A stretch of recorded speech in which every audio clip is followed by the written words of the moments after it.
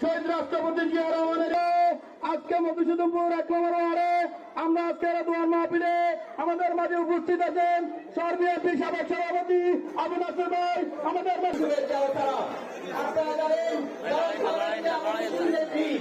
বাংলাদেশের মানুষ এবং জনগণের চিন্তা করে এই বাংলাদেশের জন্য মানুষ দেশকে ভালোবেসে দেশের সমৃদ্ধ রক্ষা করে দেশকে মার্কেট নমিনেশন দিয়েছে। আমরা এই কর্মী সভাপতি যারা বসি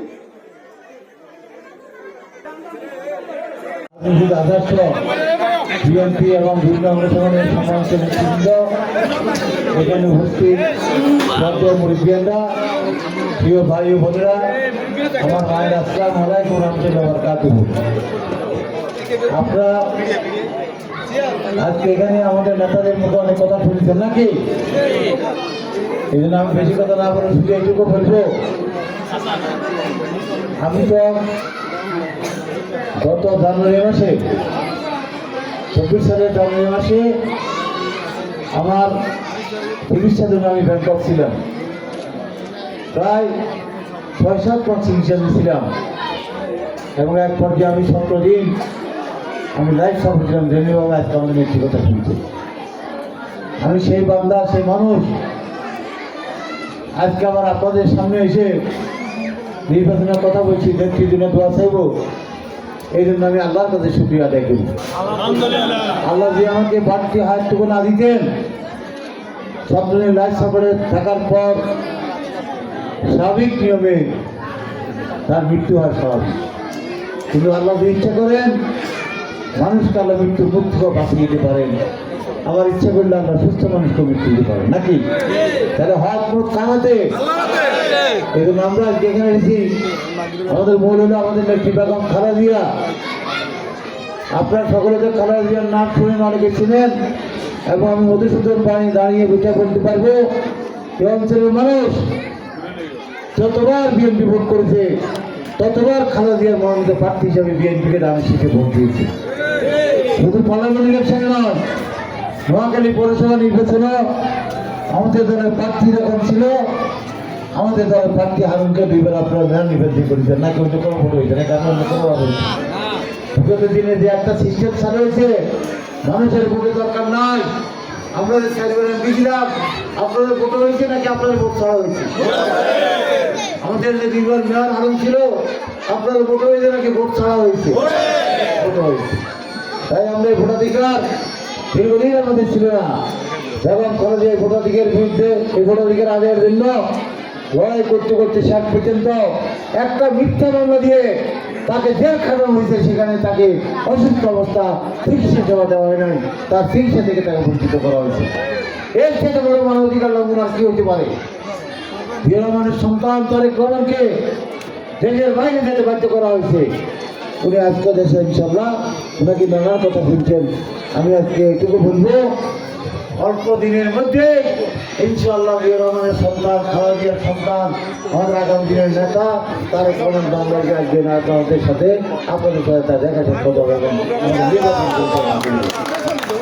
আমার কাছে দেখতে লাগে কিছু কিছু রাজনৈতিক দল আজকে বেগম খালেদা জিয়ার অসুস্থতাকে কেন্দ্র করে তারেক রহমান কেন দেশে আসেন এই সমস্ত বিষয় নিয়ে কিছু অরুচিকর, কিন্তু শিষ্যতার পরিমিত মন্তব্য করেন।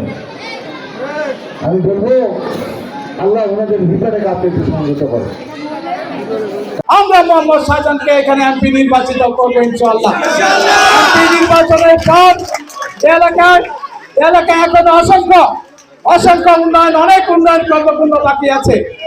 আজকে যেমন আমাদের বিমানবন্দরের সমস্যা, আমাদের পানি নিষ্কাশনের সমস্যা, আমাদের সিটি কর্পোরেশন হয় নাই, আমাদের পরিকল্পিত শহর গড়ে তুলতে পারে নাই, অসংখ্য কাজ, আমাদের উন্নয়নমূলক কাজ আছে। ইনশাআল্লাহ মোহাম্মদ শাহজাহান যদি এমপি নির্বাচিত হয়, বেগম খালেদা জিয়া এবং বিএনপি ইনশাআল্লাহ তাকে মন্ত্রিত্ব দিবেন ইনশাআল্লাহ। এবং আমরা সেই মন্ত্রিত্ব নিয়ে এলাকার আমাদের যে বিগত দিনের আমাদের যে আক্ষেপ, যে দুঃখ দুর্দশা, আমাদের যে উন্নয়ন থেকে আমরা উন্নয়নের ছোঁয়া থেকে আমরা বঞ্চিত ছিলাম, সেই উন্নয়নগুলো ইনশাআল্লাহ আমার মোহাম্মদ শাহজাহানের নেতৃত্বে আমরা সকলে এখানে যারা সহকর্মী আছি আমরা একদম ইনশাআল্লাহ কাজ করব।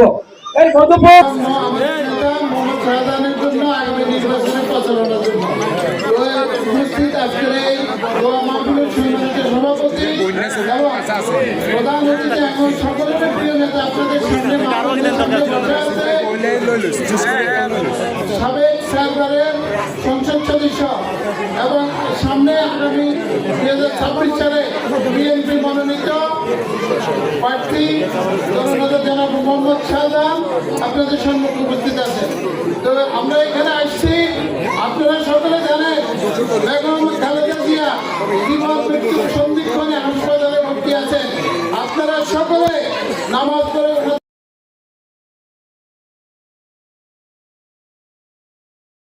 আপনারা মধুপুরবাসী সকলে একত্রিত হয়ে পিটিএতে যায় ভোট দেবেন এই আশাবাদ ব্যক্ত করে আমি আমার আমাদের মধুপুর মা বোনেরা 16 বছর আমরা বেগম খালেদা জিয়ার জন্য আসলে এই উদ্দেশ্য নিয়ে আমরা দোয়া প্রার্থনা নিয়ে আজকে এখানে সবাই একত্রিত হয়েছে, এলাকাবাসীর সবাই অতীত থাকবেন, ভবিষ্যতে আমাদের পাশে পাই।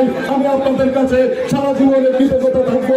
আমাদের বাংলাদেশ জাতীয়তাবাদী দল বেগম খালেদা জিয়া সারা বাংলাদেশে নারীদের জন্য বিনা বেতনে শিক্ষার ব্যবস্থা করেছেন। তিনি নারীদের জন্য নারী মন্ত্রণালয় বেগম খালেদা জিয়া কখনো অন্যায়ের কাছে মাথা নত করে নাই। দেশনেত্রী বেগম খালেদা জিয়া সবসময় মায়েদের কথা বলে গিয়েছেন। দেশনেত্রী বেগম খালেদা জিয়া মধুপুর গ্রামের মানুষ সব সময় অবহেলিত, নির্যাতিত, নিপীড়িত। আপনারা একটু আশ্বস্ত করবেন আগামীতে যদি আমাদের দল ক্ষমতায় আসে, বিএনপি ক্ষমতায় আসে।